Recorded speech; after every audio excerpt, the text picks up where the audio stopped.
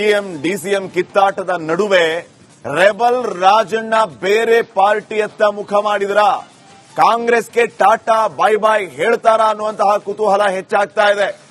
ಕಾರಣ ರಾಜಣ್ಣ ಮತ್ತು ರಾಜಣ್ಣ ಅವರ ಮಗನ ನಡೆ ಈಗ ಈ ರೀತಿಯ ಸುದ್ದಿಗಳಿಗೆ ಪುಷ್ಟಿಯನ್ನು ನೀಡುತ್ತಾ ಇದೆ. ಮಂತ್ರಿಗಿರಿ ವಂಚಿತ ಶಾಸಕ ಬಿಜೆಪಿಯತ್ತ ಮುಖ ಮಾಡಿದ್ರ ತೀವ್ರ ಕುತೂಹಲ ಮೂಡಿಸಿದೆ. ತುಮಕೂರು ರಾಜಕಾರಣಿಯ ನಡೆ, ರಿಪಬ್ಲಿಕ್ ಕನ್ನಡದಲ್ಲಿ ರಾಜಣ್ಣ ನಡೆಯ ಬಿಗ್ ಇನ್ಸೈಡ್ ಸ್ಟೋರಿ.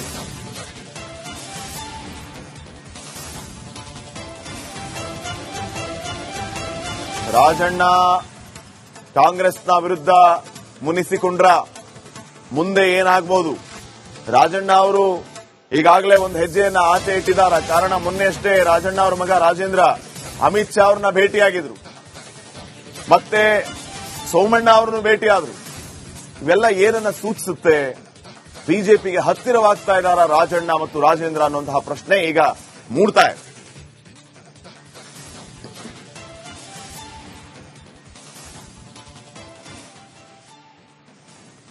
ಮಂತ್ರಿಗಿರಿ ವಂಚಿತ ರಾಜಣ್ಣ ಬಿಜೆಪಿಯನ್ನ ಸೇರೋದಕ್ಕೆ ಮನಸ್ಸು ಮಾಡಿದ್ರ ಅನ್ನುವಂತಹ ಪ್ರಶ್ನೆ ಈಗ ಮೂಡ್ತಾ ಇದೆ. ರಾಜಣ್ಣ ಮತ್ತು ರಾಜಣ್ಣ ಅವರ ಮಗನ ನಡೆ ಈ ರೀತಿಯ ಚರ್ಚೆಗಳಿಗೆ, ಈ ರೀತಿಯ ಬೆಳವಣಿಗೆಗಳಿಗೆ ಕಾರಣ ಆಗ್ತಾ ಇದೆ. ಮಂತ್ರಿಗಿರಿ ವಂಚಿತ ರಾಜಣ್ಣ ಕಾಂಗ್ರೆಸ್ ತೊರೆಯೋದಕ್ಕೆ ಸಜ್ಜಾದ್ರ ರೆಬಲ್ ರಾಜಣ್ಣ ಅಂತಾನೆ ಕರೆಸಿಕೊಳ್ಳೋ ಶಾಸಕರ ಚಿತ್ತ ಬಿಜೆಪಿಯತ್ತ ನೆಟ್ಟಿದೆ. ಮೊದಲು ಅಮಿತ್ ಶಾ ಅವರನ್ನ ಭೇಟಿಯಾದ್ರು, ಅದಾದ್ಮೇಲೆ ಸೋಮಣ್ಣ ಅವರನ್ನ ಭೇಟಿಯಾದ್ರು, ಈಗ ಪ್ರಹ್ಲಾದ್ ಜೋಶಿ ಭೇಟಿ. ದೆಹಲಿಯಲ್ಲಿ ಕೇಂದ್ರ ಸಚಿವ ಜೋಶಿ ಅವರನ್ನ ಭೇಟಿ ಮಾಡಿದ್ದಾರೆ ರಾಜೇಂದ್ರ. ದೆಹಲಿಯಲ್ಲಿ ಬಿಜೆಪಿ ನಾಯಕರೊಟ್ಟಿಗೆ ರಾಜೇಂದ್ರ ಸರಣಿ ಭೇಟಿ ತೀವ್ರ ಕುತೂಹಲ ಮೂಡಿಸ್ತಾ ಇದೆ. ಅಪ್ಪ ಮಗನ ಮುಂದಿನ ನಡೆ. ತುಮಕೂರು ಕಾಂಗ್ರೆಸ್ ಅಲ್ಲಿ ರಾಜಣ್ಣ ಪಕ್ಷ ತೊರೆಯುವ ಚರ್ಚೆಯೂ ಕೂಡ ಇದೆ. ಯಾಕಂದ್ರೆ ಮೊನ್ನೆಷ್ಟೇ ರಾಜಣ್ಣ ಅವರು ಕೂಡ ಮಾತಾಡಿದ್ರು, ತುಮಕೂರು ಜಿಲ್ಲೆಯಲ್ಲಿ ಮತ್ತೆ ಕಾಂಗ್ರೆಸ್ನ ವೈಟ್ ವಾಶ್ ಮಾಡುವ ಸಂದರ್ಭ ಬಂದ್ರೆ ವೈಟ್ ವಾಶ್ ಮಾಡ್ತೀವಿ, ಈ ಹಿಂದೆ ವೈಟ್ ವಾಶ್ ಮಾಡಿದ್ದೆ ಅಂತ ರಾಜಣ್ಣ ಅವರು ವೇದಿಕೆಯಲ್ಲೇ ಹೇಳಿದರು. ಸೊ ಇದೆಲ್ಲ ಏನನ್ನ ಸೂಚಿಸ್ತಾ ಇದೆ? ಒಬ್ಬ ಕಾಂಗ್ರೆಸ್ನ ಹಿರಿಯ ನಾಯಕ, ಮಾಜಿ ಸಚಿವ ರಾಜಣ್ಣ ಪಾರ್ಟಿಯ ಸದ್ಯಕ್ಕಿನ ಬೆಳವಣಿಗೆ ಬಗ್ಗೆ ಮುನಿಸಿಕೊಂಡ್ರ, ಹಿಂಗಾಗಿ ಕಾಂಗ್ರೆಸ್ ಸಹವಾಸವೇ ಸಾಕಾಯ್ತಾ ಇವರಿಗೆ? ಇವೆಲ್ಲವೂ ಕೂಡ ಈಗ ಕುತೂಹಲಕ್ಕೆ ಕಾರಣವಾಗ್ತಾ ಇದೆ.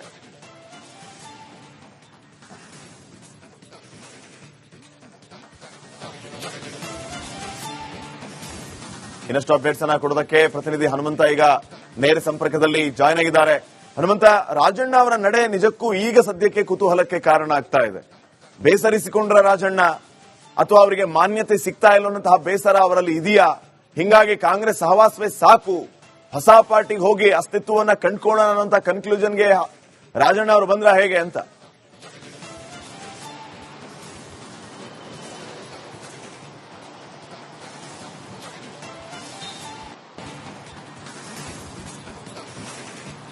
ಶ್ರೀಪಾದ್, ರಾಜಕಾರಣವೇ ಹಾಗೆ. ಇಲ್ಲಿ ಒಂದು ಮನೆಯ ಬಾಗಿಲು ಕ್ಲೋಸ್ ಆಗುತ್ತೆ ಅನ್ನೋಂತ ಸುಳಿವು ಸಿಕ್ತಿದ್ದಂಗೆನೆ ಮತ್ತೊಂದು ಪಕ್ಷದ ಬಾಗಿಲವನ್ನ ಬಡಿಯುವಂತ ಸಹಜವಾದಂತ ಪ್ರಕ್ರಿಯೆ ರಾಜಕಾರಣದಲ್ಲಿ ನಡೆಯುತ್ತೆ. ರಾಜಣ್ಣ ಅವರು ಬಹಳ ಸ್ಪಷ್ಟವಾಗಿ ಹೇಳಿದ್ದೇನಂತಂದು ಹೇಳಿದ್ರೆ, ನಾವು ಅವರ ಮಾತುಗಳನ್ನೇ ನೆನಪು ಮಾಡ್ಕೊಳ್ಬೇಕು. ಹಿಂದೆ ಕಾಂಗ್ರೆಸ್ ನನಗೆ ಮಾನ್ಯತೆ ಕೊಡದೇ ಇರುವಂತ ಸಂದರ್ಭದಲ್ಲಿ ಹಿಂದೆ ಜಿಲ್ಲೆಯಲ್ಲೇ ಕಾಂಗ್ರೆಸ್ ವೈಟ್ ವಾಶ್ ಆಗಿತ್ತು, ಮುಂದೆ ಯಾವ ಬಾವುಟ ಹಿಡಿತೇನೆ ಅನ್ನೋದು ಗೊತ್ತಿಲ್ಲ ಅನ್ನೋಂತ ಮಾತನ್ನ ಸ್ವತಃ ಕೆಎನ್ ರಾಜಣ್ಣ ಅವರೇ ಕಾರ್ಯಕ್ರಮವೊಂದರಲ್ಲಿ ಹೇಳಿದ್ರು. ಅದರ ಪೂರಕವಾಗಿ ಈಗ ಮತ್ತೆ ಬಿಜೆಪಿ ನಾಯಕರನ್ನು ಕೂಡ ಭೇಟಿ ಮಾಡ್ತಾ ಇದ್ದಾರೆ. ಕೇಂದ್ರ ಸಚಿವರನ್ನ ಭೇಟಿ ಮಾಡಿದ್ದಾರೆ, ಸೋಮಣ್ಣ ಅವರನ್ನ ಭೇಟಿ ಮಾಡಿದ್ದಾರೆ. ಮೊನ್ನೆ ಮಾಗಡಿ ಬಾಲಕೃಷ್ಣ ಅವರು ಕೂಡ ಒಂದು ಮಾತನ್ನ ಹೇಳಿದ್ರು. ರಾಜೇಂದ್ರ ಅವರು, ಎಂಎಲ್ಸಿ ರಾಜೇಂದ್ರ ಅವರು ಹೋಗಿ ಬಿಜೆಪಿ ನಾಯಕರನ್ನ ಭೇಟಿ ಮಾಡ್ತಾ ಇದ್ದಾರೆ. ಮೊದಲು ಅಂತವರನ್ನ ಇಟ್ಕೊಂಡೇ ಸಿದ್ದರಾಮಯ್ಯನವರು ಈ ಪರಿಸ್ಥಿತಿಗೆ ನೋವುಣ್ಣುವಂತ ಪರಿಸ್ಥಿತಿಗೆ ಬಂದಿದ್ದಾರೆ ಅನ್ನುವಂತ ಮಾತನ್ನ ಮಾಗಡಿ ಬಾಲಕೃಷ್ಣ ಅವರೇ ಹೇಳಿದ್ರು. ಅಂದ್ರೆ ಕಾಂಗ್ರೆಸ್ನಲ್ಲಿ ಒಂದು ರೀತಿ ನವೆಂಬರ್ ಕ್ರಾಂತಿ ಆಗುತ್ತೆ ಅನ್ನುವಂತ ಸ್ಫೋಟಕ ಹೇಳಿಕೆ ಕೊಟ್ಟ ನಂತರದಲ್ಲಿ ಮತ್ತು ವೋಟ್ ಚೋರಿಯ ವಿಚಾರಕ್ಕೆ ರಾಹುಲ್ ಗಾಂಧಿ ಅವರ ವಿಚಾರದಲ್ಲಿ ಮಾತನಾಡಿದಂತ ಸಂದರ್ಭದಲ್ಲಿ ಮಂತ್ರಿಗಿರಿ ಸಚಿವ ಸ್ಥಾನವನ್ನು ಯಾವಾಗ ಕೈ ತಪ್ಪಿತೋ ಅದರ ಹಿನ್ನೆಲೆಯಲ್ಲಿ ಒಂದಷ್ಟು ಬೇಸರದ ನುಡಿಗಳು ಕೂಡ ರಾಜಣ್ಣ ಅವರ ಆಡಿದ್ರು. ಮುಂಬರುವಂತಹ ದಿನಗಳಲ್ಲಿ ರಾಜ್ಯ ರಾಜಕೀಯದ ದಿಕ್ಕನ್ನ ಒಂದಷ್ಟು ಬದಲಾವಣೆಯ ನಿಟ್ಟಿನಲ್ಲಿ ರಾಜಣ್ಣ ಅವರು ಪ್ರಮುಖ ಪಾತ್ರ ವಹಿಸ್ತಾರೆ ಅನ್ನುವಂಥದ್ದು ಕೂಡ ಪ್ರಮುಖವಾಗುತ್ತೆ. ಯಾಕಂತಂದ ಹೇಳಿದ್ರೆ ರಾಜಣ್ಣ ಅವರು ಎಲ್ಲಾ ಪಕ್ಷಗಳ ಜೊತೆಗೆ ಉತ್ತಮ ಒಡನಾಟವನ್ನ ಇಟ್ಕೊಂಡಿದ್ದಾರೆ. ಸೇಮ್ ಟೈಮ್ ಕಾಂಗ್ರೆಸ್ ಪಕ್ಷದಲ್ಲಿ ಸಿದ್ದರಾಮಯ್ಯ ಅವರ ಪರವಾಗಿ ಪ್ರಬಲವಾದಂತಹ ಧ್ವನಿಯನ್ನ ಎತ್ತಿದ್ರು. ಯಾವಾಗ ಸಿದ್ದರಾಮಯ್ಯನವರು ಕೂಡ ಒಂದಷ್ಟು ಈ ಮಂತ್ರಿಗಿರಿ ಉಳಿಸುವಂತ ಸಿಎಂ ಡಿಸಿಎಂ ಕಿತ್ತಾಟದ ನಡುವೆ ರೆಬಲ್ ರಾಜಣ್ಣ ಬೇರೆ ಪಾರ್ಟಿಯತ್ತ ಮುಖ ಮಾಡಿದ್ರ, ಕಾಂಗ್ರೆಸ್ಗೆ ಟಾಟಾ ಬೈ ಬೈ ಹೇಳ್ತಾರ ಅನ್ನುವಂತಹ ಕುತೂಹಲ ಹೆಚ್ಚಾಗ್ತಾ ಇದೆ. ಕಾರಣ ರಾಜಣ್ಣ ಮತ್ತು ರಾಜಣ್ಣ ಅವರ ಮಗನ ನಡೆ ಈಗ ಈ ರೀತಿಯ ಸುದ್ದಿಗಳಿಗೆ ಪುಷ್ಟಿಯನ್ನು ನೀಡ್ತಾ ಇದೆ. ಮಂತ್ರಿಗಿರಿ ವಂಚಿತ ಶಾಸಕ ಬಿಜೆಪಿಯತ್ತ ಮುಖ ಮಾಡಿದ್ರ, ತೀವ್ರ ಕುತೂಹಲ ಮೂಡಿಸಿದೆ ತುಮಕೂರು ರಾಜಕಾರಣಿಯ ನಡೆ. ರಿಪಬ್ಲಿಕ್ ಕನ್ನಡದಲ್ಲಿ ರಾಜಣ್ಣ ನಡೆಯ ಬಿಗ್ ಇನ್ಸೈಡ್ ಸ್ಟೋರಿ.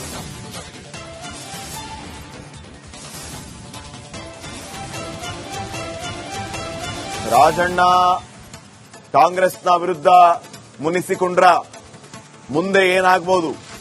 ರಾಜಣ್ಣ ಅವರು ಈಗಾಗಲೇ ಒಂದು ಹೆಜ್ಜೆಯನ್ನ ಆಚೆ ಇಟ್ಟಿದ್ದಾರೆ. ಕಾರಣ ಮೊನ್ನೆಯಷ್ಟೇ ರಾಜಣ್ಣ ಅವರ ಮಗ ರಾಜೇಂದ್ರ ಅಮಿತ್ ಶಾ ಅವರನ್ನ ಭೇಟಿಯಾಗಿದ್ರು, ಮತ್ತೆ ಸೋಮಣ್ಣ ಅವರನ್ನು ಭೇಟಿಯಾದ್ರು. ಇವೆಲ್ಲ ಏನನ್ನ ಸೂಚಿಸುತ್ತೆ? ಬಿಜೆಪಿಗೆ ಹತ್ತಿರವಾಗ್ತಾ ಇದ್ದಾರಾ ರಾಜಣ್ಣ ಮತ್ತು ರಾಜೇಂದ್ರ ಅನ್ನುವಂತಹ ಪ್ರಶ್ನೆ ಈಗ ಮೂಡ್ತಾ ಇದೆ.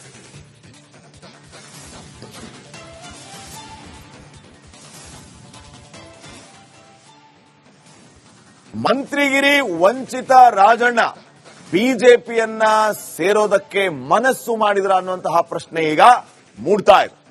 ರಾಜಣ್ಣ ಮತ್ತು ರಾಜಣ್ಣ ಅವರ ಮಗನ ನಡೆ ಈ ರೀತಿಯ ಚರ್ಚೆಗಳಿಗೆ, ಈ ರೀತಿಯ ಬೆಳವಣಿಗೆಗಳಿಗೆ ಕಾರಣ ಆಗ್ತಾ ಇದೆ. ಮಂತ್ರಿಗಿರಿ ವಂಚಿತ ರಾಜಣ್ಣ ಕಾಂಗ್ರೆಸ್ ತೊರೆಯೋದಕ್ಕೆ ಸಜ್ಜಾದ್ರ, ರೆಬಲ್ ರಾಜಣ್ಣ ಅಂತಾನೆ ಕರೆಸಿಕೊಳ್ಳುವ ಶಾಸಕರ ಚಿತ್ತ ಬಿಜೆಪಿಯತ್ತ ನೆಟ್ಟಿದೆ.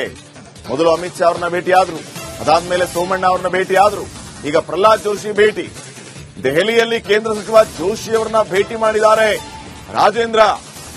ದೆಹಲಿಯಲ್ಲಿ ಬಿಜೆಪಿ ನಾಯಕರೊಟ್ಟಿಗೆ ರಾಜೇಂದ್ರ ಸರಣಿ ಸಭೆ, ಸರಣಿ ಭೇಟಿ ತೀವ್ರ ಕುತೂಹಲ ಮೂಡಿಸ್ತಾ ಇದೆ. ಅಪ್ಪ ಮಗನ ಮುಂದಿನ ನಡೆ. ತುಮಕೂರು ಕಾಂಗ್ರೆಸ್ ಅಲ್ಲಿ ರಾಜಣ್ಣ ಪಕ್ಷ ತೊರೆಯುವ ಚರ್ಚೆಯೂ ಕೂಡ ಇದೆ. ಯಾಕಂದ್ರೆ ಮೊನ್ನೆಯಷ್ಟೇ ರಾಜಣ್ಣ ಅವರು ಕೂಡ ಮಾತಾಡಿದ್ರು, ತುಮಕೂರು ಜಿಲ್ಲೆಯಲ್ಲಿ ಮತ್ತೆ ಕಾಂಗ್ರೆಸ್ನ ವೈಟ್ ವಾಶ್ ಮಾಡುವ ಸಂದರ್ಭ ಬಂದ್ರೆ ವೈಟ್ ವಾಶ್ ಮಾಡ್ತೀವಿ, ಈ ಹಿಂದೆ ವೈಟ್ ವಾಶ್ ಮಾಡಿದ್ದೆ ಅಂತ ರಾಜಣ್ಣ ಅವರು ವೇದಿಕೆಯಲ್ಲೇ ಹೇಳಿದರು. ಸೊ ಇದೆಲ್ಲ ಏನನ್ನ ಸೂಚಿಸ್ತಾ ಇದೆ? ಒಬ್ಬ ಕಾಂಗ್ರೆಸ್ನ ಹಿರಿಯ ನಾಯಕ, ಮಾಜಿ ಸಚಿವ ರಾಜಣ್ಣ ಪಾರ್ಟಿಯ ಸದ್ಯಕ್ಕಿನ ಬೆಳವಣಿಗೆಯ ಬಗ್ಗೆ ಮುನಿಸಿಕೊಂಡ್ರ, ಹಿಂಗಾಗಿ ಕಾಂಗ್ರೆಸ್ ಸಹವಾಸವೇ ಸಾಕಾಯ್ತಾ ಇವರಿಗೆ? ಇವೆಲ್ಲವೂ ಕೂಡ ಈಗ ಕುತೂಹಲಕ್ಕೆ ಕಾರಣವಾಗ್ತಾ ಇದೆ.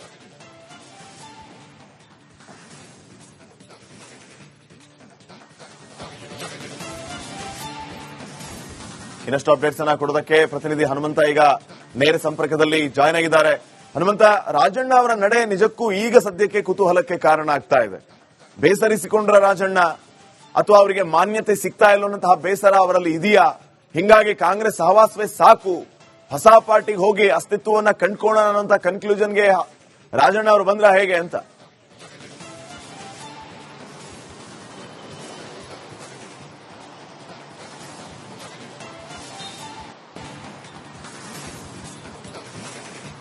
ಶ್ರೀಪಾದ್, ರಾಜಕಾರಣವೇ ಹಾಗೆ. ಇಲ್ಲಿ ಒಂದು ಮನೆಯ ಬಾಗಿಲು ಕ್ಲೋಸ್ ಆಗುತ್ತೆ ಅನ್ನೋಂತ ಸುಳಿವು ಸಿಕ್ತಿದ್ದಂಗೆನೆ ಮತ್ತೊಂದು ಬಾಗಿಲವನ್ನ, ಮತ್ತೊಂದು ಪಕ್ಷದ ಬಾಗಿಲವನ್ನ ಬಡಿಯುವಂತ ಸಹಜವಾದಂತ ಪ್ರಕ್ರಿಯೆ ರಾಜಕಾರಣದಲ್ಲಿ ನಡೆಯುತ್ತೆ. ರಾಜಣ್ಣ ಅವರು ಬಹಳ ಸ್ಪಷ್ಟವಾಗಿ ಹೇಳಿದ್ದೇನಂತಂದು ಹೇಳಿದ್ರೆ, ನಾವು ಅವರ ಮಾತುಗಳನ್ನೇ ನೆನಪು ಮಾಡ್ಕೊಳ್ಬೇಕು. ಕಾಂಗ್ರೆಸ್ನ ಹಿಂದೆ ಕಾಂಗ್ರೆಸ್ ನನಗೆ ಮಾನ್ಯತೆ ಕೊಡದೇ ಇರುವಂತ ಸಂದರ್ಭದಲ್ಲಿ ಹಿಂದೆ ಜಿಲ್ಲೆಯಲ್ಲೇ ಕಾಂಗ್ರೆಸ್ ವೈಟ್ ವಾಶ್ ಆಗಿತ್ತು, ಮುಂದೆ ಯಾವ ಬಾವುಟ ಹಿಡಿತೇನೆ ಅನ್ನೋದು ಗೊತ್ತಿಲ್ಲ ಅನ್ನೋಂತ ಮಾತನ್ನ ಸ್ವತಃ ಕೆಎನ್ ರಾಜಣ್ಣ ಅವರೇ ಕಾರ್ಯಕ್ರಮವೊಂದರಲ್ಲಿ ಹೇಳಿದ್ರು.